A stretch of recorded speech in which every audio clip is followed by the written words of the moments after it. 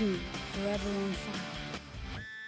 ಗುತ್ತಿಗೆದಾರರಿಗೆ ಮುಸ್ಲಿಂ ಮೀಸಲಾತಿ ವಿರೋಧಿಸಿದಂಥ ವಿಜೇಂದ್ರಗೆ ಡಿಕೆಶಿ ಕೌಂಟರ್ ಕೊಟ್ಟಿದ್ದಾರೆ. ನಾವು ಎಲ್ಲ ಹಿಂದುಳಿದ ಅಲ್ಪಸಂಖ್ಯಾತರ ಬಗ್ಗೆ ಚಿಂತನೆ ಮಾಡ್ತೇವೆ. ಸಮಬಾಳು ಸಮಪಾಲು ಅನ್ನೋರು ಅಲ್ಪಸಂಖ್ಯಾತರಿಗೆ MLC ಮಾಡಿ, ಇಬ್ಬರು ಕ್ರಿಶ್ಚಿಯನ್ 3 ಮುಸ್ಲಿಮರನ್ನು ಕೇಂದ್ರದಲ್ಲಿ ಮಂತ್ರಿ ಮಾಡಿ ಅಂತ ಹೇಳಿದ್ದಾರೆ.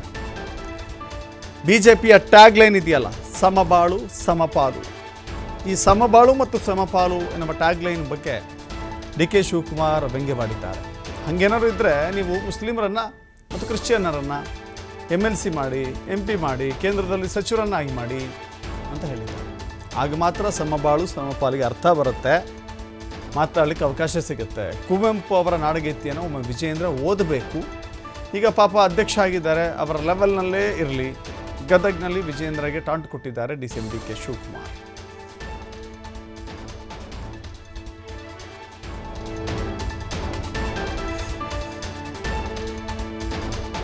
ಮುಸ್ಲಿಮ್ಸ್ ಇರ್ಬೋದು, ಕ್ರಿಶ್ಚಿಯನ್ಸ್ ಇರ್ಬೋದು, ಸಿಖ್ ಇರ್ಬೋದು, ಬೌದ್ಧರು ಇರ್ಬೋದು, ಅವರೆಲ್ಲ ನಮ್ಮ ದೇಶದ ಪ್ರಜೆಗಳು, ಕರ್ನಾಟಕ ರಾಜ್ಯದ ಪ್ರಜೆಗಳು.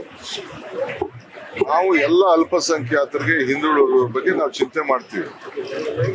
ಸಮಬಾಳು ಸಮಪಾಳು ಅನ್ನೋರು ಯಾರೋ ಒಬ್ಬರು MLC ಮಾಡ್ಕೊಳ್ಳಿ, ಅವರು ಒಬ್ಬರು ರಾಜ್ಯಸಭೆ ಮೆಂಬರ್ ಮಾಡಲಿ, ಸೆಂಟ್ರಲ್ ಗೌರ್ಮೆಂಟ್ ಅಲ್ಲಿ ಮಂತ್ರಿ ಮಾಡಲಿ, ಒಂದಿಬ್ರು ಕ್ರಿಶ್ಚಿಯನ್ಸ್ನ, ಒಂದು 3 ಜನ ಮುಸ್ಲಿಮ್ಸ್ನ ಮಾಡ್ಕೊಳ್ಳಿ.